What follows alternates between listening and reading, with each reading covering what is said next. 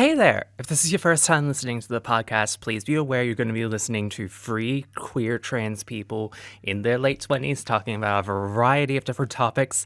Some of them may be a bit more mature than usual, but listener discretion is advised, and if you're under the age of 18, stop fucking listening. I'm not even joking about this right now. Get the fuck out! But for those of you remaining, enjoy the show. Oh god, here we go. It's good to know you're finally getting around to that. Yes, I am. Yeah, and given the fact, hold on. What did I fucking tell you about Legend of Korra, Jazzy?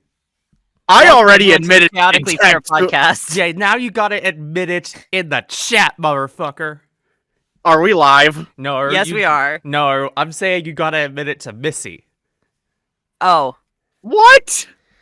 Say it. But I already admitted it to you. Say it, Fuck bitch. you. Say it, bitch. Fuck you. Jazzy already said it in the Discord. Ah! Oh, she did? Yeah. Yeah, I've been enjoying and just sitting back and watching the Schadenfreude. Chloe, at this point, you are just making me suffer for your own amusement. At least ask me to dinner first.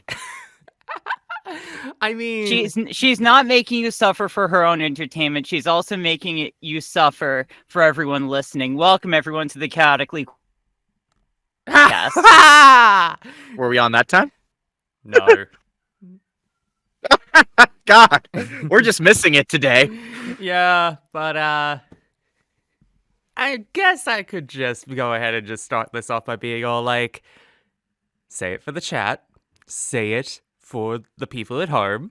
What the fuck have you been doing?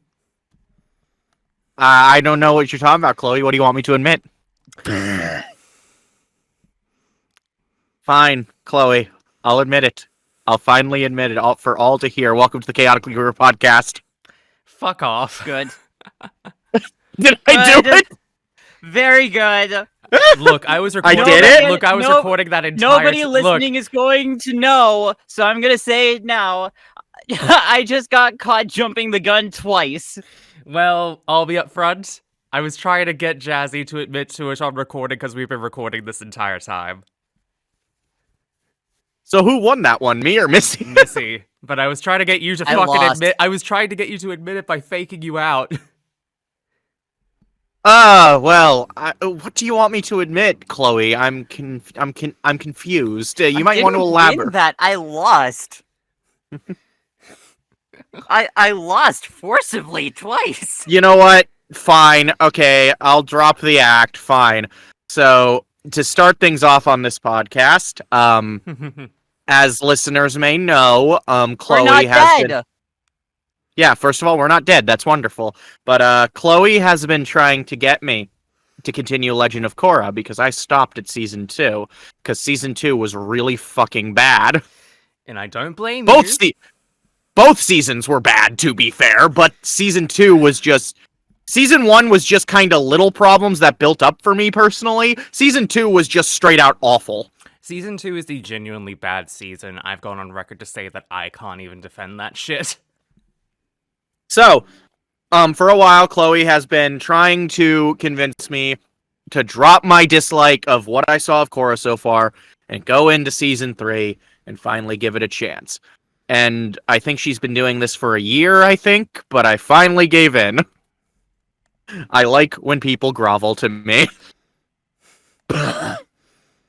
So, Listen, I have now watched, I'm not sure how many episodes, I think I'm up to 5 or 6 episodes at this point. The last episode I watched was the Metal Clan one.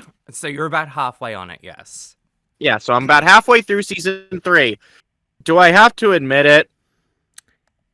Yeah. Admit what?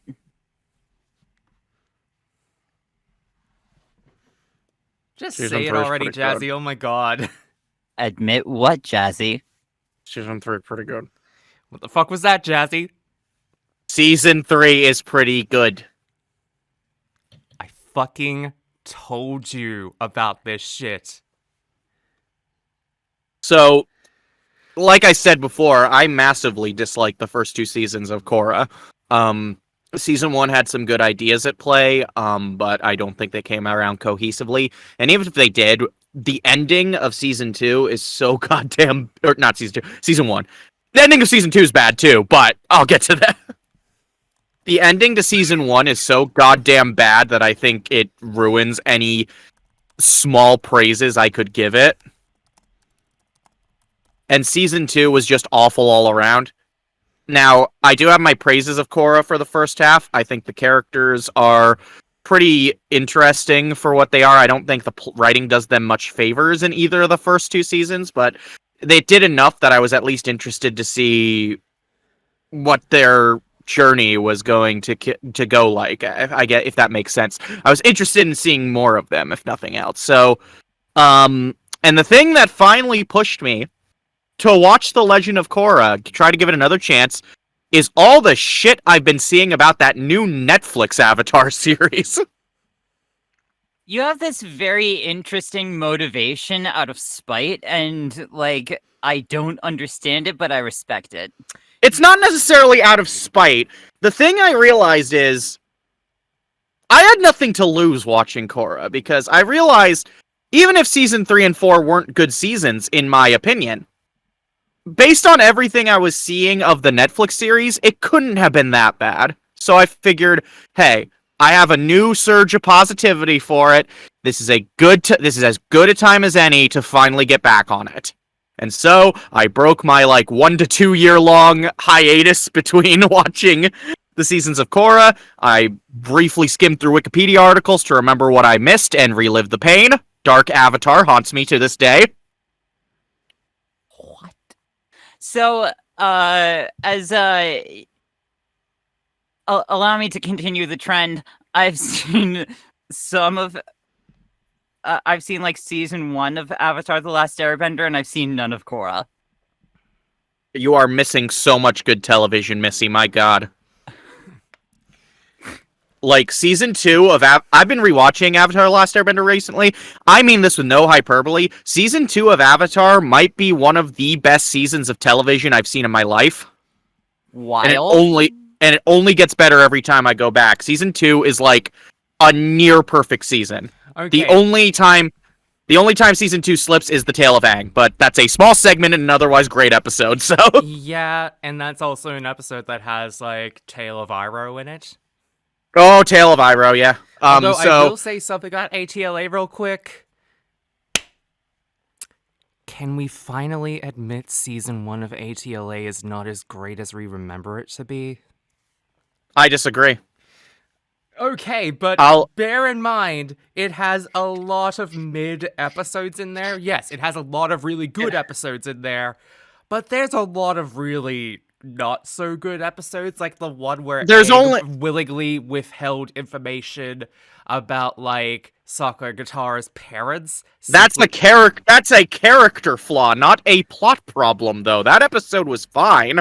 I'm personally not a fan of it. If you want to talk about 2 Season 1 episodes I don't like, the obvious one is The Great Divide, which I skipped on this run, and nothing of value was lost. Yeah, Great Divide is also one of the examples I was going for. And the other is The Fortune Teller. The Fortune Teller, it's funny because a lot of people disagree with me on this. I really don't like The Fortune Teller. I think it's a bad episode. Missy, you need to watch the rest of ATLA. I'll happily lend you my Paramount Plus account for it. Alright. I'll see if I get around to it. But no, I think Season 1's great. I think, don't get me wrong, it has a bit of first season syndrome going back and looking back, but the highs definitely outweigh the lows. And there are still episodes from Season 1 that I consider among my favorites, namely, The Storm, which is amazing, The Blue Spirit, which is fucking great, Siege of the North, which is a perfect finale. And even the low, and yes, it does have a couple low points, but honestly, I'm in the middle of Season 3. Season 3 has a couple noticeable low points, too. Let's be real. Yeah? I kind of caused a stir on Twitter when I said I thought The Painted Lady was a far worse episode than The Great Divide. Yeah, I did see that. I saw people fucking roasting you for that. And rightfully so. I'm correct, though. The Painted Lady was a garbage episode. I might have to rewatch The Painted Lady, but I don't remember it being that bad, to be honest. Here's the thing. I didn't remember it being that bad either, so I didn't skip it like I did with Great Divide, despite Painted Lady also being filler. Like, because let's be real, nothing in that episode contributes to anything in the rest of the season. Sokka has a weird schedule that he's very stingy about that only appears in this episode and never again. Yeah. Because comedy. But no, I don't remember the episode being that bad, but on this rewatch, I was like, God, I really don't like this episode. It is really bad. Like, I found the comedy annoying. The old man who who assumed different personalities, the joke ran thin after a minute. Like, yeah, I can see why. Sokka was needlessly and like kind of coldly indifferent to the suffering of others, which felt wrong to me at this point in the series. Yeah. Yeah, and then, like, the fact that the big issue they're dealing with in the episode is the fact that the lake is polluted is solved within a day after they just stopped the evil factory man was dumb, and I hate it. I mean, Like, I'll be real. The Painted Lady feels like it's trying to do a Studio Ghibli like setup with environmentalism, but fails to understand like why something from Ghibli works. Yeah, I do get that. But speaking of Studio Ghibli, though. I was gonna say, I was hoping you'd see where I was going with this. Yeah, I fucking noticed that, and I'm just like, yeah, motherfucker, we have a lot to talk about. Because we haven't been slacking on the whole watching Ghibli movies marathon thing. It's been 84 years. I mean, we tried to do the double feature of Grave of the Fireflies and Totoro back to back, but it didn't really pan out that well. And we did get around to both of them.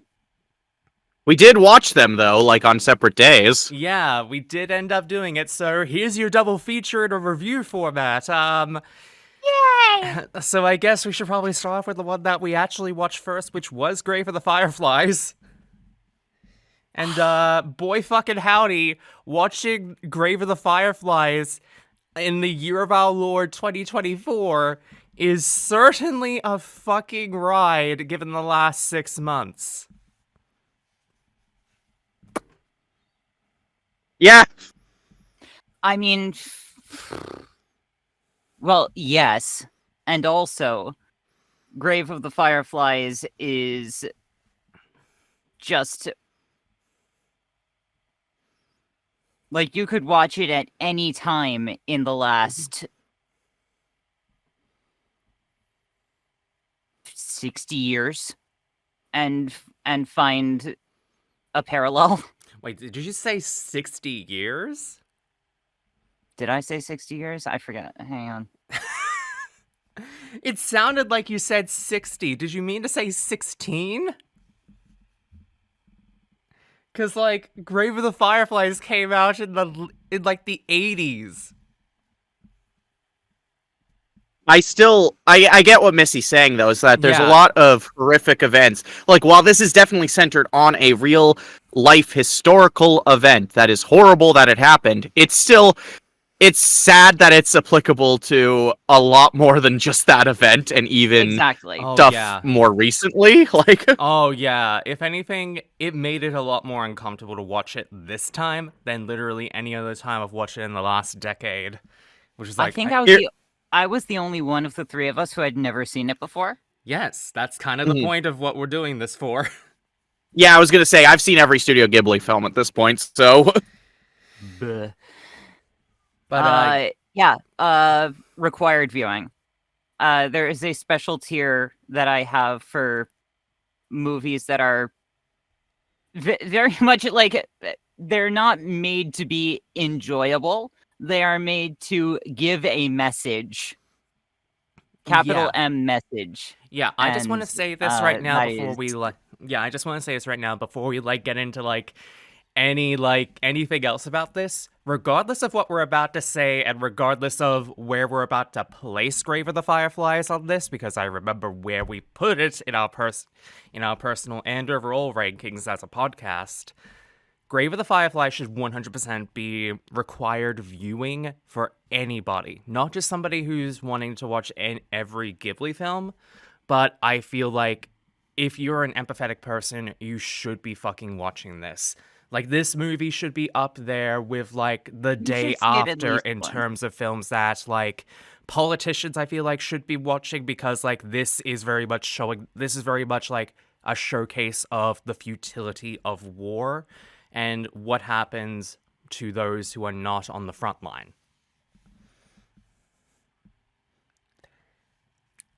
So the thing about Grave of the Fireflies is it's always been a hard to watch movie for me. It has always Yes. been a movie that I don't usually put on casually. If I'm watching it, it's usually because it's a Ghibli, like, it's the Ghibli Fest is going on at theaters and it happens to be the movie playing that month, or I'm doing a marathon. I don't remember if there's any time outside of those situations where I watch Grave of the Fireflies. It's not one of the Ghibli films I go back and throw on casually. And there are plenty of Ghibli films I do It's not that a movie for. that you watch casually. Right. And it's not even just because it's emotional. I mean, one Ghibli film that we'll get to way later on in this marathon when Marnie was there is a very dark and emotional film, but I still go and put it on quite a bit just because a lot of the themes are I find very resonant to me. But we'll get to that when we get to that. We have a long way to that one, but Oh yeah, we're probably not going to get to that for another year at this rate, unless we start like Right. binging a lot of them.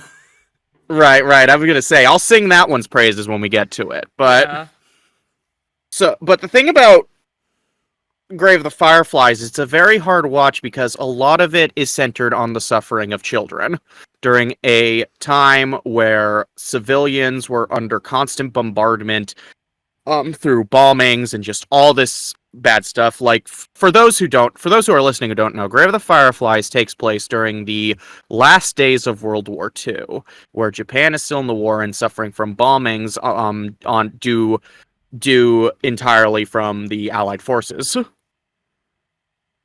And it's a very interesting perspective to take because there's obviously good reason why the Axis powers are seen as not the good side in history, obviously. So this film kind of asks a lot from a viewer who may not necessarily see what's wrong with what's going on, if that makes sense. Yeah. Like, because there are people who see what was done to Japan's civilians as justified. And to I disagree with them heavily. Just because the government is evil does not mean you attack the civilians. But yeah, and that is a literal war crime. Yeah, and And personally speaking here, if you think civilians are just casualties of war, I seriously hope that there is a special place in hell for people like you who consider that. Mm-hmm. So, and I just want to make that clear because I want to make my position on this clear. I do not agree. For very obvious reasons, do not agree with anything that the Axis powers have done. I do not think bombing their civilians was correct, though. I never think harming civilians in any war is something that should be condoned or tolerated. Yep. Mm-hmm. So that's the position I go in when it comes to Grave of the Fireflies, and it is in a unique position to basically tell the story of two kids living in the country that's being bombarded that history often paints as the enemy in our history books. Mm-hmm. And it's a very bold, take on the whole thing from Takahata, who, and it makes sense why he did this because he lived through that. Yes. That's part of his life. That is him telling the story that he saw. Yeah, and this is also a pretty good first showing by Takahata, I think. Yes, this wasn't Takahata's first film per se, but it was his first film for Ghibli. Yeah, and this is a pretty good first impression given the fact that we're not going to wait that long to get into Takahata's second film, which I believe was only yesterday. A film I absolutely adore. I'll say this. Grave of the Fireflies is part of a trilogy of films, is the first in a trilogy of films I like to call Takahata's Big Three. And that's not to say they're the only films Takahata made for Ghibli. There's still two others in that regard. Did you have a script ready for this? No, I just know how to talk. I just love these films so much and know how to talk about them. Okay, fair. You know So that we're not the only podcast that Jazzy is a part of where That is she true. talks about films. yeah. So, and I've talked about like Takahata's big three a lot. This is one of my favorite topics when it comes to Ghibli. Basically, the big three are Grey of the Fireflies, Only Yesterday, and The Tale of the Princess Kaguya. And the reason why I call them the big three is because they are three very personal, very emotionally driven movies, and are absolute masterpieces. Grave of the Fireflies is obviously a very personal film to Takahata because this was something he lived through. Now, it should be noted it was based on a book, an autobiography, if I'm not mistaken. Yes, I was familiar with that knowledge. hmm But even with the fact that this is someone else's perspective, this is such a big event and a big horrific incident in human history that I think it's safe to call the experiences very much shared experiences. Like, and that's not to say every person who lived through the bombings necessarily went through the same thing, but they're similar enough that if you're adapting someone else's story about an event you went through, there's enough intersecting there that you can still put yourself on the page. Yeah. Yeah. I mean, it's what we call like easily putting yourself in someone else's shoes. There's not a whole lot of difference between the shoes. Yeah. Really not, no. And it helps that in Grave of the Fireflies case, not only does it do a good job at portraying the horrific tragedy of everything, but it also focuses on characters that really don't take that long to endear themselves to the audience. Yep. And the thing that sucks about it is that the film tells you from frame one, this is not a spoiler, this is something the film establishes as something that's going to happen. Nobody gets a happy ending. No one gets a happy ending. By the end of the story, they will both be dead. Yeah, they don't even try to really hide it.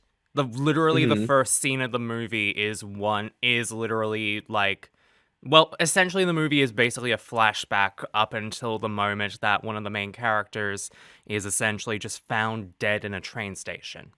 That's literally how the movie opens, so you go into it knowing that there's not going to be a fucking happy ending about it.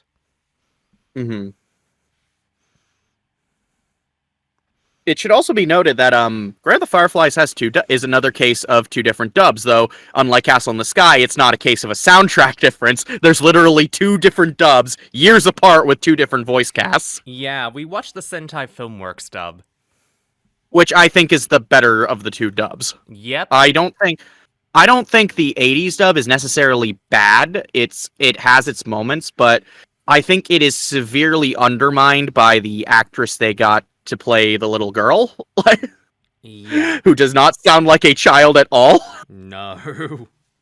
And unfortunately, the fact that it is a little child going through all this is kind of part of why this film is gonna fucking hurt. Yeah. Yeah, no, I'll say I think the Sentai dub's the better of the two, just based on Emily Neves' performance as Setsuko. Yeah.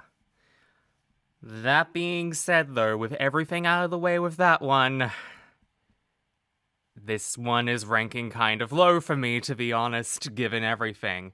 But I want to say that one thing about it. The movie itself is great. Everything about it, like, this is why I mentioned it beforehand, like, this is a movie that is personally, that I feel like everybody on this podcast would assume that this is, like, required viewing 100%.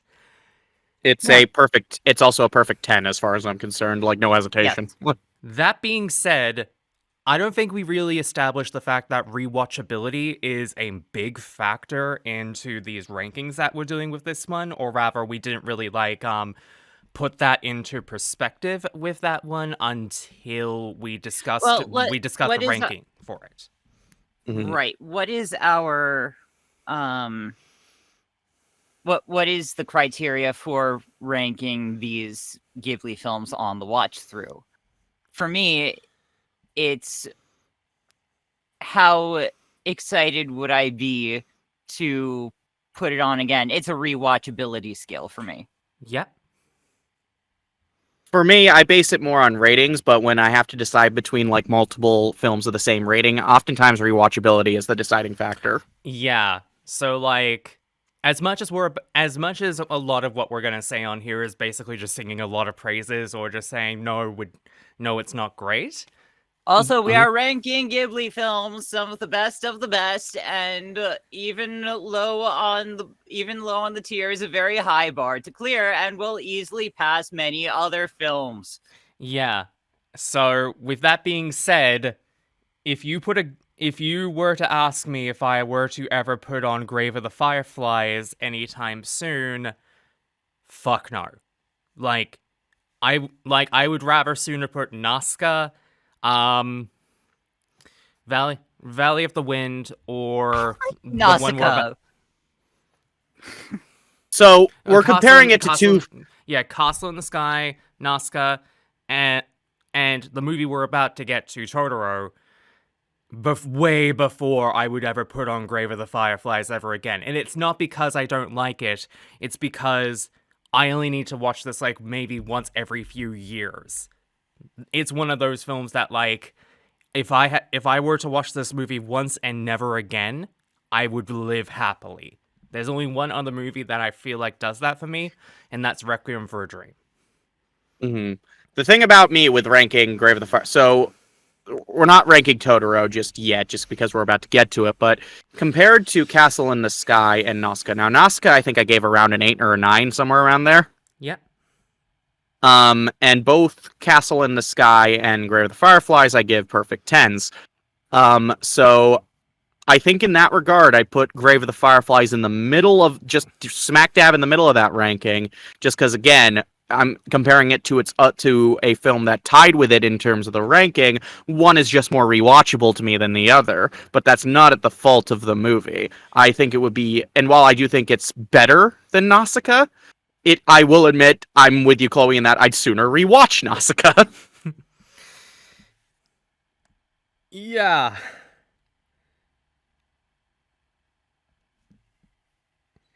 And like looking at yours, just because I know we all like wrote down our personal rankings for this, Missy, yeah, we you're did. about the same. You put like Grave like right in the middle. Mm. Yeah. So like, Yep. Yeah, you go. No, I'm just confirming. Okay. Like I've had basically nothing to say this entire time because like the two of you are just saying everything that I would. So I'm just like I'm just here. Okay. With all that said, do we want to get to the do we want to get to the happy fun palate cleanser? Yes. Fuck yes. Okay. Fucking Totoro already. So, My Neighbor Totoro, I think I'm gonna make what's probably not that bold a statement regarding Totoro, but I think there's an argument to be made that My Neighbor Totoro is the most iconic Studio Ghibli film, and I say that because it's on the logo. Yeah, I was gonna say, it's this fucking Studio Ghibli logo, and it probably was ever since the movie came out. Mm-hmm. And for good reason. Totoro rocks. It's another perfect 10 for me. Yeah, it's amazing. Totoro is currently at the top of my list to only potentially to be dethroned by the next film that we will be watching in the future. Yeah. Yeah, I get the feeling that Totoro is not going to stay up near the top of all of our list for too long, because holy fucking shit. Next few movies we're going to get to are quite interesting with that one, and really good as well in Kiki's case. But right, there's we have Kiki next, and then Only Yesterday, both films that once again 10 out of 10s for me. This marathon's great. I love it. Yeah, but Totoro, absolutely fucking amazing, absolutely wholesome, lovely. It's literally one of my it's literally one of my favorite comfort movies. Like, if I'm ever having like a really bad day and I'm just like, or I'm feeling like really depressed, I just put that movie on and then my mood is just suddenly like a lot more happy as a result. And it's from There are two. Go ahead. and it's like from minute one because that opening theme is so joyous. Like, if you do not start smiling or start feeling happier as soon as you start hearing the theme song to Totoro, I'm just gonna say it, you have no fucking soul. Totoro's one of the few Studio Ghibli films I got to see in a theater, and let me tell you, that was a happy theater. That does not surprise me. So there are Not three to Studio say that Ghibli. it is Go ahead. devoid of drama. There is.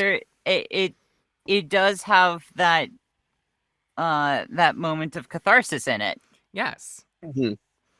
There is a bit of a conflict near the end of the movie, and it's not to say that the film's completely devoid of conflict until then, but it is mostly kind of a chill, relax. It's what I would call a vibe film, if that makes sense. Yeah. Like, this film's a vibe, and it's one of 3 Studio Ghibli films that I would call comfort films in their lineup. If you're wondering about the other 2, it's Whisper of the Heart and Ponyo, which we'll get to later. Oh god, I was Anya was the only Studio Ghibli film that I ever saw in a theater. Oh my god. Was that the same year it came out? Yeah. Oh my god. No, I adore, like, I'm just gonna, like, spoiler for when we talk about it, I always thought it was bullshit people called Ponyo one of the weaker Ghibli films, but we'll get to that. Yeah, I'll have some comments to say about that one, but yes. Totoro's fucking amazing. Yeah, no, it's and it's just charming. It's if I were to pick another film to compare it to for someone who's never seen this film that a person would more likely see, I don't know if anyone would agree, but I think it's very comparable to The Many Adventures of Winnie the Pooh. Oh my god. Where the film is a series of misadventures with loose connection that kind of ends with a bit of conflict, but nothing too, like, horrible or that detracts from the tone, so. And, yeah, basically, yeah, I think the closest comparison is Winnie the Pooh, because they both kind of have that very chill vibe going for it. You can't just drop ideas like that on me live on air. I'm going to have to sit with this for like days now. Look, I'm not trying to brag and say I have mind-blowing movie opinions sometimes, but I kind of do. I mean, it makes sense, but like yeah, it makes sense, and I'm just sitting here like, fuck, Totoro is Japanese Winnie the Pooh. That's so weird. It is. It totally is. Like, again, they both kind of have the same chill vibe going on, and I guess it's kind of ironic then that Disney was the company that dubbed this film initially. So, yep. What? Then again, we'll be saying that for a lot of Studio Ghibli films. Most of them were dubbed by Disney. So, in case people are curious, Grave of the Fireflies is one of the few ones that weren't dubbed by Disney. So, and I guess we should probably say that. I guess we can make the assumption that it's top of the list because it's really fucking great, and also it's easy to go back to. Like, I literally, as soon as we like. I'll just say this right now. When we were watching this for the marathon, I had recently watched it like a month prior with one of my partners, and I was already just like, you know what, fuck it. I've already watched it, but I'm down to watch it again.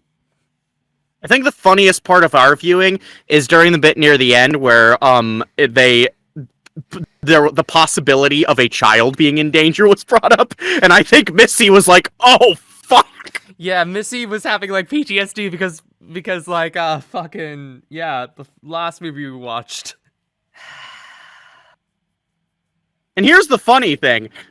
For those who don't know, Grave of the Firefly, like we said earlier, we said this earlier, so never mind to those who don't know. If you don't know, why weren't you listening? Anyway. Yeah, Grave was If you don't released the know, same day now as you Totoro, and, like, I don't think they were showing us, like, a double feature in reality, but, like, imagine going to go see Grave of the Fireflies in one cinema, on that same day, and then going to see Totoro as a palate cleanser that same day after the fact, and then you get to that scene near the end where there's the implication of a child death, and you can only imagine everybody in the cinema is probably just like, oh god, no, not again!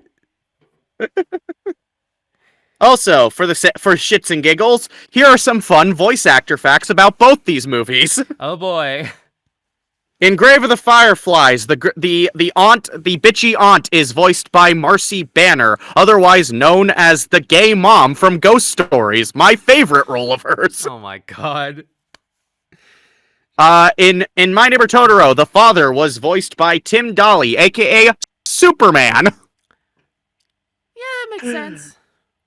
The old lady was voiced by Pat Carroll, Ursula from The Little Mermaid, and you cannot unhear it. I recognized her voice immediately, and I was like, I know you, and I wound up Wikipediaing the movie like while we were watching it. Just to figure out who the voice was. Also, the children are voiced by the Fanning siblings, and Totoro himself is voiced by voice acting legend Frank Welker, known for playing Megatron and Scooby-Doo, among many, many, many, many other characters. Nice. I'm not listing the man's entire filmography. Fuck off! Do it, coward! No. But yeah, as far as Totoro ranks for me in this marathon, I'd put it between Castle in the Sky and Grave of the Fireflies. Castle in the Sky is still my favorite so far, but it's because I have a soft spot for kind of like the steampunk 80s adventure, so... Totoro is actually at the top of my list. I already said that. Fuck me. Yeah, but like, saying it again is still good. I mean, I said before Totoro is at the top of my list, but I'm gonna say it again. It's at the top of my list, and for good fucking reason. So I'm the odd one out here. Name right now. I was gonna say, I'm looking at the personal list, and initially, Chloe, you said Castle was your favorite. Yeah, I reassessed it, and I was like, you know what? No. Castle in the Sky is a tier below Totoro. So I swapped the two, and then Totoro, upon reassessing it again, I was just like, know what? No, Totoro goes at the top. Chloe, after all we've been through. But I mean, the overall podcast ranking goes as follows. At the bottom, unfortunately, it won't be there for long, however, Grave of the Fireflies, and then Nazca, and then Castle in the Sky, and then Totoro at the top. Totoro, Totoro, Totoro, Totoro. I don't know the lyric. Totoro, Totoro. Chloe, could you put the visual for the opening? Something. You will be with Totoro. Totoro. That's the ending. I know it's the ending. I'm singing it anyway. Totoro. I was saying that to Missy. Totoro.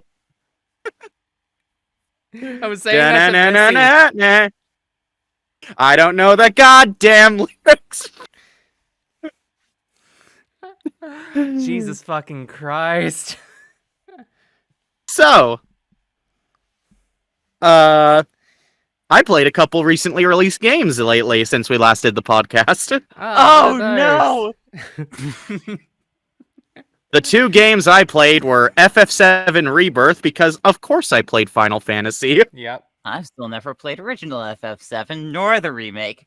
And I played Persona 3 Reload. I'm still in the mid. Fun! I'm still in the mid. I only just started Reload. I was busy like the last month and a half before that playing Like a Dragonation. Not Like a Dragonation, Infinite Wealth. I still need to play Infinite Wealth. That's next on my list. It's so fucking good.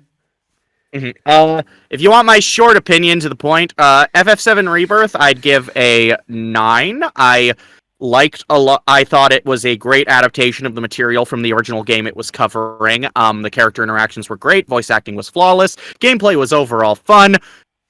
Without spoiling, not sure how I feel about the ending. I'll probably be able to know once the next game comes out. I still need to play Remake, actually. Let's just say, okay, without spoiling the ending of Rebirth, I'll say it does something interesting, but it's also something that could be easily screwed up in the next game if they're not careful, if that makes sense. Okay. Assuming I don't have any other new games coming out immediately after I finish Reload, I may have to finally get around to playing Remake, I think, then. And as for Persona 3 Reload, as someone who's played every single goddamn version of Persona 3 there is, and done full playthroughs of both the male and female story in Persona 3 Portable, I'm not a fan. What are you talking about? So far, Reload is my favorite version of this game. It fixes a lot of issues I've had across multiple versions for a long time, so... As somebody and Oh, you go. Sorry. I was gonna say, and the voice acting's a million times better, because Junpei's not voiced by a sex pest. Yep. I'm also just going to say, as somebody who tried to play through the FES version initially when it was on the PlayStation Network, and barely got to, like, anywhere close to, like, even a 10th into the game, as I am significantly further into the game at this point, and I'm fucking enjoying it a lot more than I ever did the initial run of that one. This is making me really fucking love Persona 3. Same. Like, so Persona 3 was always a game I enjoyed, but I was kind of kept away from loving just because of so many issues I had with it. Mainly, biggest ones is just overall gameplay, as well as the mixed bag of voice acting that made some scenes just not work for me.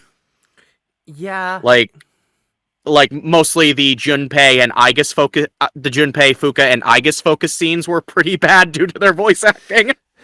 Yeah, I will definitely say that, like, the main thing that was keeping me away from really loving Persona 3 was the actual gameplay portion of it. Like, like, you can definitely tell in the FES version, it was very much the first time they were ever trying to, do, like, the social link sort of thing, and it felt very fucking janky as a result of that, including, like, the social stats bit. That is not a problem in Reload. You can definitely tell there is the polish that has been in the game since at least Persona 4 Golden, and I will definitely say that it's really making me actively want to do it, because, like, it does the thing that Persona 4 Golden did and actually tell you, like, through the network system what everyone potentially did, and that gives you hints about what you can potentially do, because, like, half of the social links that I missed in the original FES version when I tried to do that one, I was just like, oh shit, okay, there's this one character I can go on to on this day. That's neat. And Tartarus. Tartarus and the battle system is so much fucking better, and I'll tell you why. Tartarus actually feels like a proper area to explore now, and the battle system doesn't limit you to controlling only the main character. In fairness, that was something that the character controlling was something they fixed back in Persona 3 Portable, so... Yes, but they did not implement that for any other version after the fact, and also it's kind of bullshit that they had to limit that to only the portable version of it, but... Which has its own share of limitations. Yeah, the limitations being the exploration aspect of portable is just stripped bare. So, Reload is very much the ideal version, and I'll be honest, it turned a game that I only casually enjoyed and not loved to what is possibly my favorite Persona game, personally. Yeah, I may come back to this once I've actually finished it, but I think Persona 3, depending on how, like, it goes, because, unfortunately, the episode Aigis, aka The Answer, which was arguably one of the best parts of Persona 3, because it gave it one of the best endings I feel like in any JRPG period, is coming out as DLC. Yeah, I'm a bit miffed Why? about that, but well, Yeah, but I guess I called this when yeah. I initially called this when they announced that the answer wasn't going to be a part of it on disc. And I'm just like, you fuckers are gonna make us pay for the answer, aren't you? You're gonna make us pay for it the same way that you forced us to pay for it on FES. And as soon as they announced it, I was like, you fuckers. Yeah, and also the fact that they're not planning on doing anything with the female MC at all, which sucks because that was always my preferred version to play on portable. So Yeah, I've just had to settle for like doing like a split between like the femme MC's canon name and the surname of the male MC's name just to get that same feeling, but it's not the fucking same. yeah, but yeah, I'll say this, yeah, it's definitely my favorite Persona game I've played, especially since it's probably the one with the least asterisks to me enjoying it. Because Persona as a series is one I enjoy, but it's also ones where sometimes they'll do things in the story that I don't particularly care for. Yeah, and looking at you, Persona 4, and your really weird representation and also storylines involving queer people. And also, fat joke that comes straight out of Nickelodeon sitcoms, I swear. Yeah. Yeah, like both 4 and 5 have like writing issues that are kind of the big asterisks to what are otherwise pretty damn good, like, and very fun games. So Yeah, and like, I will say this. I personally get the feeling that Persona 3 is already like leagues above Persona 4 in my personal opinion, and especially above what the fuck they did with Golden and how they just doubled down on Naoto and Kanji's entire character arcs, just basically being all like, oh no, they're totally happy the way they are now. yeah, oh boy, I could go into an essay on my love-hate relationship with Persona 4 and Golden. So And also, I think it's time we finally just admit it. As good a story as Persona 5 is, and as good as it is in general, it's messy as well. it is. I will not deny that. It also Persona 3 is also kind of, as far as a long RPG goes, like the perfect length. Yep. Like, it's not too short, it doesn't go over long. By the time I'm kind of getting a little tired of it, it's already wrapping up, so... Yeah. Like this game took me a little over 60 hours to beat, which is long, but when you compare it to the 80 to 100 hours it takes to beat Persona 5 Royal... Wait, it took you nearly 80 hours to finish Royal? Persona 5 Royal? Yes!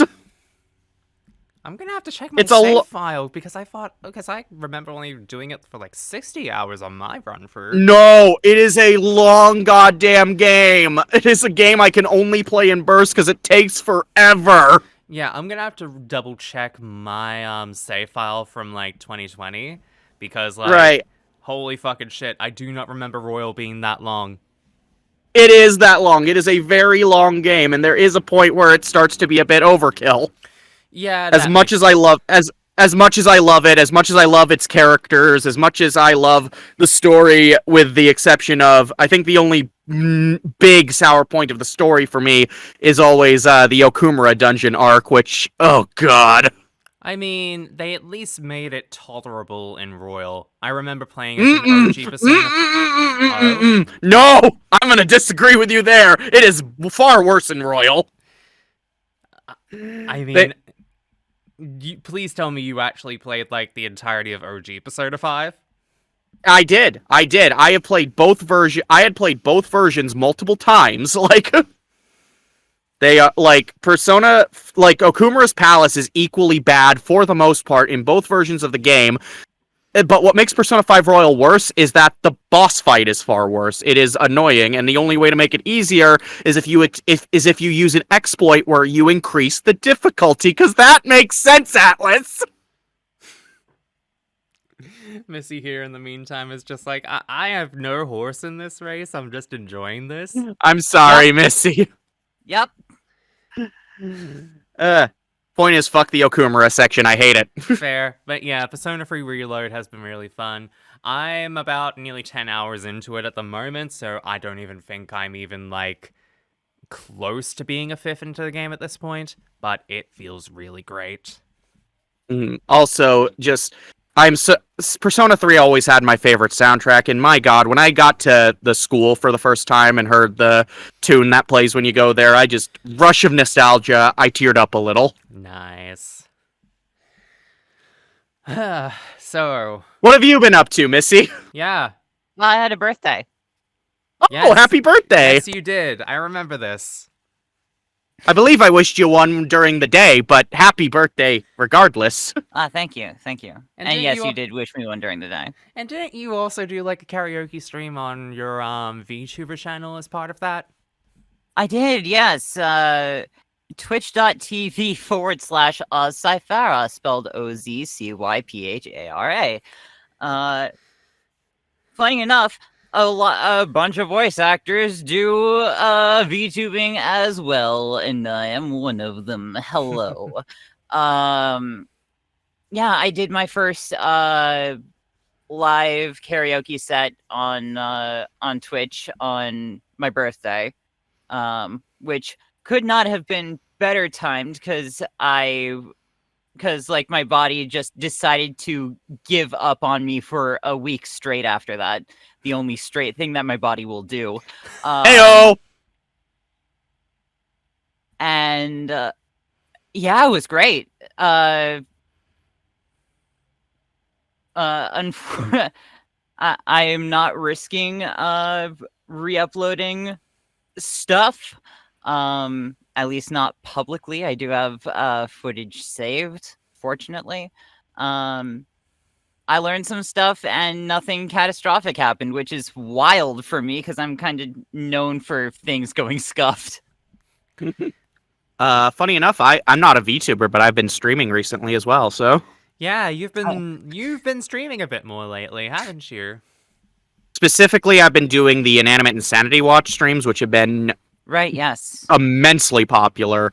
And while not nearly as popular, still fun to do, I've been streaming the aforementioned P3 Reload because I thought after beating it, I wanted an excuse to play it again immediately, so Oh I my decided God. to stream it.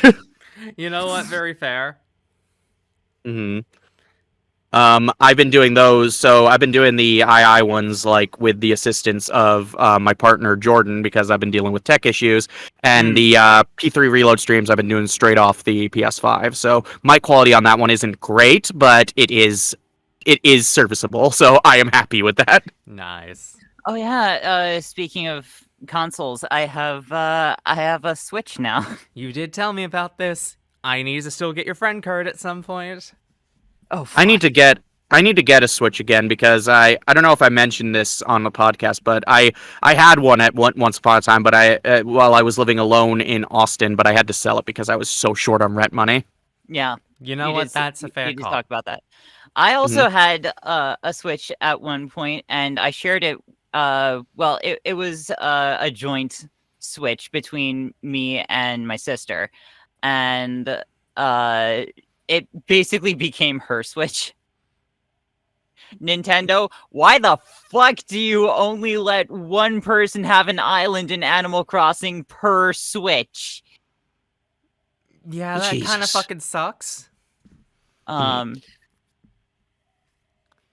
She took the Switch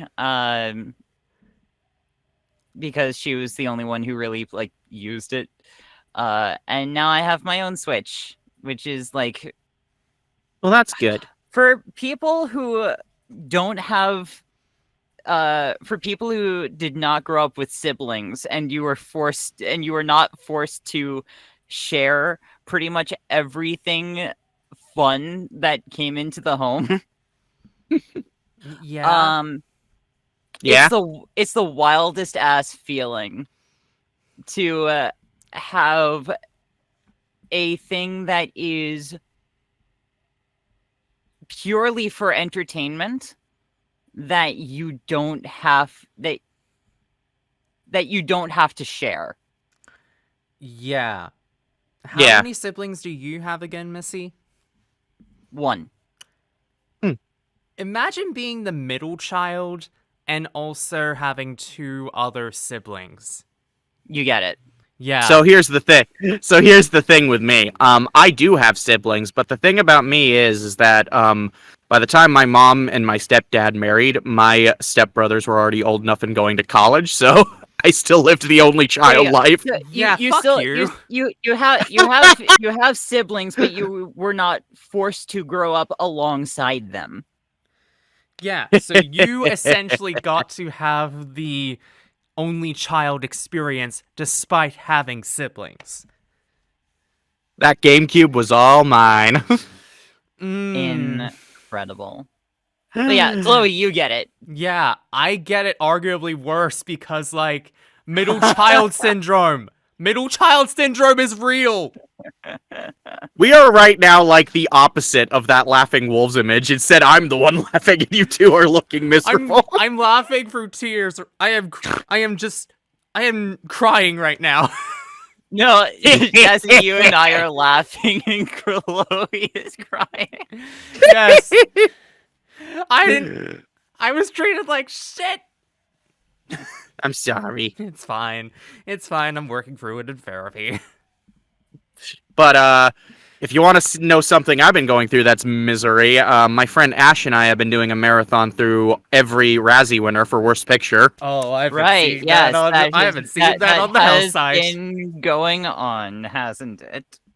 So it's actually been quite a fun marathon because there's actually been a few hidden gems and some so bad it's good classics among the Razzie winners. But it's mostly been hot garbage, hasn't it?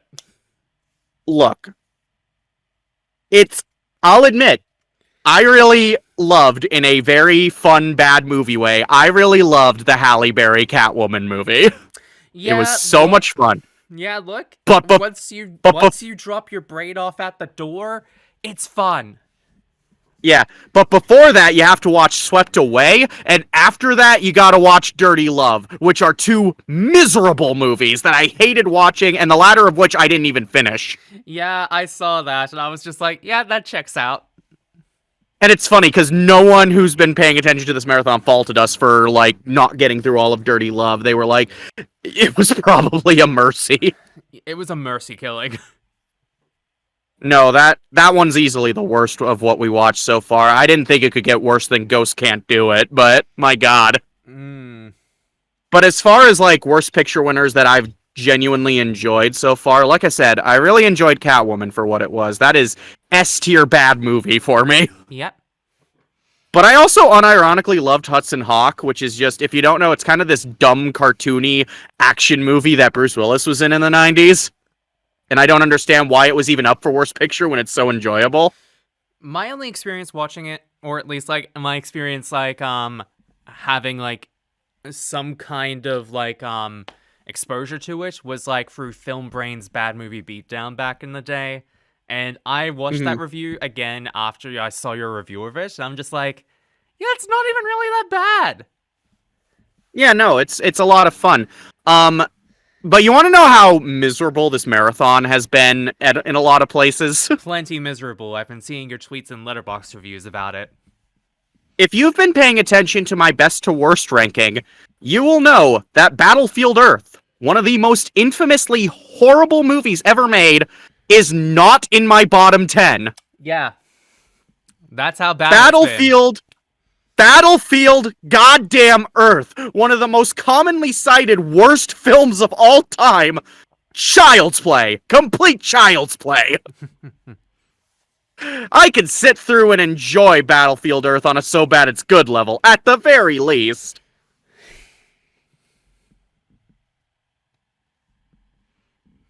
But yeah, no, that marathon's been something. Other than that, I saw Dune Part 2 last week, which that was fun. I enjoyed that. I saw that last night.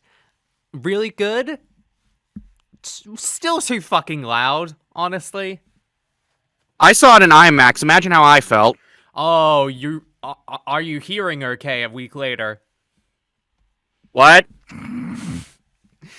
Yeah, for those who don't know, like, the Dune movies in cinemas are really fucking loud, to the point where I could, don't know. to the moment that, like, I could literally feel the vibrations in my chest That is how Again. loud it was.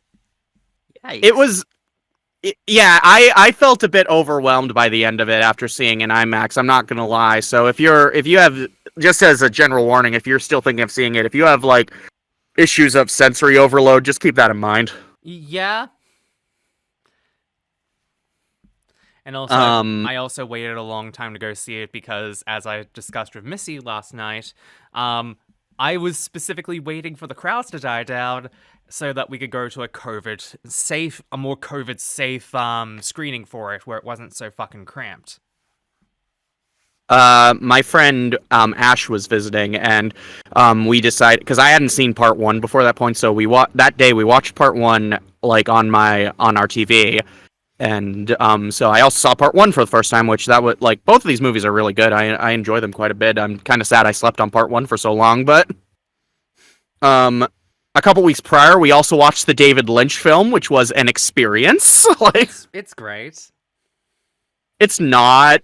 I didn't like it at all, and it was very homophobic, which I hated. So No, Jazzy, you can't see my face, but it's giving a face of it's great. But you can tell by my face, it's just like, it's not that great, in an ironic sense. Oh, okay. Okay, I couldn't tell. My apologies. It's alright. But I just love it, because it's a cultural event, because it's the first time that David Lynch and Kyle MacLachlan ever work on something, and I feel like this is the catalyst moment for Kyle MacLachlan becoming Dale Cooper in fucking Twin Peaks, and... It was also perfectly timed when I watched the David Lynch film, because I had thanks to the Razzie Marathon, I just saw Kyle MacLachlan in Showgirls. Oh, God, he was in Showgirls, wasn't he? Which, by the way, Showgirls is another gem from that marathon. I actually unironically liked that one, so... It's hard for me to hate a movie with an openly sapphic as fuck Gina Gershon, so... It's hard for me to hate a movie like that. Admittedly, if you're looking for sapphic Gina Gershon, Bound is a far better movie, but yes. My point still stands. Yes. More movies with Gina Gershon kissing women is a good thing, is the point I'm trying to make. So also, if I'm not mistaken, Bound was made by the Wachowskis. Am I mistaken? Yeah, it was their first film. Yeah. You try telling me that movie wasn't made by queer people who were in the closet. Oh, it 100% was, and I watched it for the first time like months ago. It's now it's probably one of my favorite movies now, especially in regards to queer cinema. It's very good. If neither of you or anyone listening haven't seen it, I would highly recommend it. I would also very much recommend it. It's very good, especially if you're a fan. Especially if you're a fan of the Wachowskis. Oh, absolutely. As they both slowly turn to look at me. You know what's a series of films I haven't seen all of that the Wachowskis made that I should probably get to watching at some point? The Matrix movies? Would it be bizarre to say I've only seen the first Matrix film years ago, but I don't remember it, and I never watched anything else from it. Jazzy, genuine question here. How long have you been an out trans woman for? Let's see. I was out when I was in college, so I was around 2014. So a decade at this point, actually. You have been out as a trans woman for 10 years, and you haven't watched the Matrix trilogy in its entirety? It's not even a trilogy anymore. It's a quadrilogy, Chloe. Get it right. Yes, I know, but I'm saying this retroactively. Quadrilogy tastes so bad. This is the next thing I'm gonna fucking get on to you about. I swear to God, this is the new Korra. Jazzy, why haven't you watched the fucking Matrix quadrilogy? You were talking to Jazzy. I thought you were talking to me. I just got caught in the emotional crossfire. Missy, have you watched it? Have you watched the Matrix quadrilogy? No. Okay, I'm dual wielding. I'm dual wielding on the both of you now. Guns to your fucking head. Fine, I'll go watch the first one tonight. I had nothing to do anyway. Okay, good. Okay, Happy Easter, I guess. Happy Easter. Enjoy the resurrection of Neo. Though funny enough, tomorrow, we're recording this day before Easter. My usual Easter tradition, like on the actual Sunday, is to watch The Prince of Egypt. So, Yeah, that sounds like a good time. yeah, I went and got stuff for Easter dinner today because I realized we had a couple friends coming over, Nice. and I'm kind of the stereotypical mother person where it's like if you're visiting my house, you're not coming out hungry. Fair. Mother is mothering. I could swear just before we start wrapping up here, there was a couple things I did want to mention. Oh, right, there's one of them. Ones. So we did technically record a podcast back in like January, but the recording got fucked up so badly for like the majority of it that it was almost unusable. However, I forgot about that. However, one of the things that was kept in that remember. recording was a very specific thing that I was making a promise of for the beginning of the year. No. Future Chloe, run that footage back from that recording real quick. I mentioned this on Twitter, like at the beginning of the month, but I'm officially putting it on record on this podcast right now. If we get any news about Kingdom Hearts 4, I mean any news, like any updates from Nomura, if we get a trailer, if we get confirmation of any worlds, if we get any fucking news about Kingdom Hearts 4, If we get one image on the internet that says Kingdom Hearts 4 and it's licensed by Disney and Square Enix. yes, if we even get one update on Kingdom Hearts 4 this year, because like we did get any updates on it last year, did we? Did we not? I don't think so, no. When was the last time we got any updates on Kingdom Hearts 4? Genuine question. Time is a blur. I could swear the Kingdom Hearts 4 rough trailer came out last year. I am prepared to be wrong. April 10, 2022. My fucking god! It's nearly been 2 years without any new news of Kingdom Hearts 4, which is why I am putting it out here. If we get any news about Kingdom Hearts 4 this year, I would list these two to make a video power scaling and ranking every single character in Kingdom Hearts, period. And we will get that done before the end of the year. The Hell yeah. internet's gonna be mad at me. Because we received an update about Kingdom Hearts 4, and while it is the most That it was in the works, right? Pun? Just that it was in the works? No, it was that Nobuo Uematsu is coming back to do the soundtrack for it, as that had You not mean act- Wait. You mean Yoko Shimomura, right? Yeah, Yoko Shimomura. Sorry about that. I'm just getting really excited about that. But the article I shared literally has the title of Kingdom Hearts 4 gets first official update in over a year. And that was my call to just be like, right, we're fucking doing this.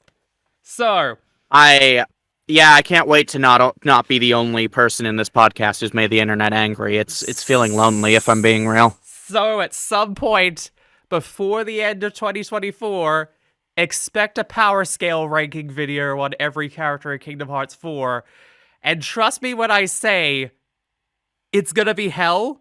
We're probably going to get at each other's throats at some points about it. And we're probably gonna make the Kingdom Hearts fan base really fucking mad at us. I But have a nuclear take. but it's gonna be so fucking fun. And I cannot wait to do that. The worst part is I know I'm right. Yeah, because we're actually putting fucking stats into equation on this. There's science involved in look forward this. to that. There's actual science and maths involved in this, goddammit. Maths! Yes. Oh boy, math. Yes. I'm warning you now so you can't say nobody said there'd be math on this, because there is.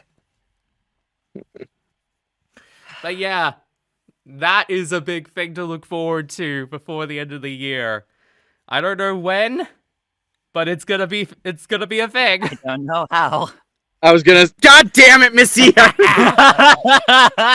also, I kind of want to cap it off on one other thing. Going back to the karaoke thing real quick.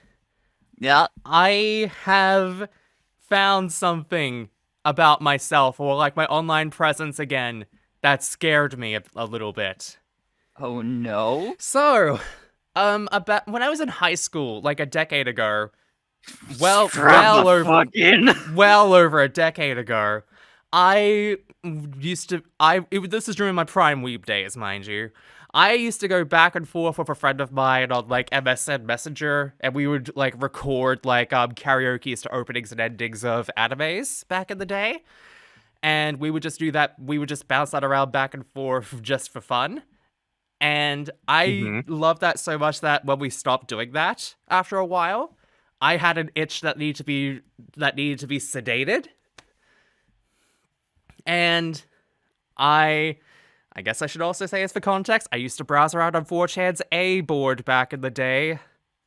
And one of the things about A was that every so often they would do karaoke's of that, and I can be heard on some of them.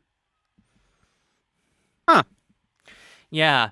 And I know this because the one that I am most prominent in kind of came back onto my feed one day, and it hit me like a fucking truck to hear my 15-year-old pre-transition, pre-voice trained self just fucking hit me like a goddamn truck, because I was just like, oh my god, no, that's me! Funny enough, I think that happened to me earlier, just not with like karaoke stuff. It was with machinimas, believe it. Oh god, really? Like, I forget if I told this story already. I might have on the last one and it got corrupted, so I might as well say it here. So, I found out that years ago, like a decade and a half ago, I was in Halo machinimas with Inanimate Insanity's co-creator, Justin Chapman. Oh, yeah, that's right. And, like, neither of us realized this until a year after I had been cast in II. Oh my god. And it was so bizarre to hear myself in those things, because it was back when I had braces, and you can hear the braces. Oh my god. It sounds awful, and I hate it. And keep in mind, I didn't go through any voice training, but I think generally nowadays I have typically a more, like, a defined voice for what I want to sound like, if that makes sense. Like, yeah, that makes sense. Like, but my voice sounds so deep from back then, even as a teenager. But keep in mind, it's deeper, but at the same time, it barely sounds any different from how it sounds now. I don't sound that different now than I do a decade and a half ago when I was a teenager, which is wild to me. And meanwhile, Missy, you still have, like, your stuff pre-transition still up on your channel, I believe? No, I took thought you that did. down. Yeah, about sometime last year. Actually, there's another thing of mine that's kind of resurfaced recently. Oh, no. So, back in the day, in, like, late 2010s to 2020, I did a Black Butler abridged series. Oh, is and that I know back it's online? Not exactly, but here's the thing. So, most of it's been taken down because YouTube's copyright was a bitch, and it was all taken down by the time... Most of it was taken down by the time I had already long canceled the series, and I had no interest in bringing it back up. Mainly just because personal reasons, just shortened to the point. CL was voiced by my abuser, so I have no strong desire to bring these back. What? Very fair. Mm-hmm. But anyway, I found out through a friend of mine, the guy who had voiced Sebastian in this series for me, that Parody of the Phantom Hives, which was the name of my abridged series, became kind of a popular subject for cosplay videos on TikTok. Holy shit. There are videos of folks dressed up as the characters and lip-syncing to their dialogue from Parody of the Phantom Hives. And it's so bizarre hearing... Now, a lot of it I can't really watch through because, again, CL, voiced by a horrible person, but I usually get over it to just admire the creativity. But it's so weird to go back and hear my voice as Grell, which was the character I most prominently voiced in that thing. Gosh. And it was so surreal to see. Like, it was so weird that this parody I did back when I just had nothing better to do and I just wanted to do something fun with friends was now being used by cosplayers on TikTok, which I think is it gave me a bit of closure to it, oddly enough. I think this was a fitting end for a series that I give no shits about getting back online. Still, that's nuts. Wild. That is how it's making a resurgence. Of all things, through TikTok cosplays. Yes, and I don't mind because, like, I know a lot of people look back at their old writing and think it's cringy, and in some regards it is for me, but I don't know. There's some jokes that we wrote back then that I completely forgot about, and I was like, and I kind of had this moment of, oh, we did write that. That's funny. I mean, yeah. Like, I would never ever think to go back to doing that series just because, well, I'd have a lot of recasting to do.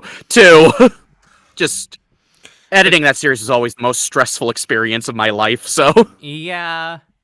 Although, I can definitely feel you on, like, the scripting and audio flap mixing up and everything. Because, like, when I had to do that for the goddamn Merciless Kiss thing, that was so strenuous, but it was also, like, really rewarding when the lip flaps would work well with the dialogue I had set up, and I was just like, oh shit, here we go, baby! Oh yeah, no. When it came together, it was satisfying, especially on lip flaps. But God, it was a mother bitch sometimes. Oh yeah, it do be like that. Like, you can still find a few episodes that have survived up on the channel we had for it called Aristocrats of Evil, as well as a best of compilation from the year 2020, which is where most of the audio TikTok people use comes from. So Wild. So, and I know this because they're using audio from episodes that has been long deleted, so. Oh my god, I feel like that is a definitely good way of being able to handle this. And I did do a test audio at the beginning because, like, I was just trying to make sure it was all good for that one. It doesn't seem as though the audio did not corrupt when I recorded it that time, so I think whatever issue I had last time was not the case this time. And I'm fucking happy because this has been a really great podcast. Oh, absolutely. So, shall we call it here? Is this good? I have nothing to say, Missy. I'm good. Okay. Okay. Alrighty. So, next time, Kiki potentially only yesterday to look forward to. Excuse me. For fuck's sake! Nice one, Jazzy! That came right out of nowhere. I didn't even feel that coming. That just erupted. Fucking hell.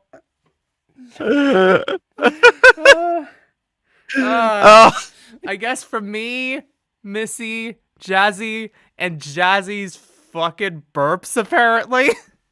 Don't put words in my mouth. Thank you all for watching this podcast. We'll catch you next time. Hopefully it's not going to take multiple months to get it back out again. Ears open. Bye.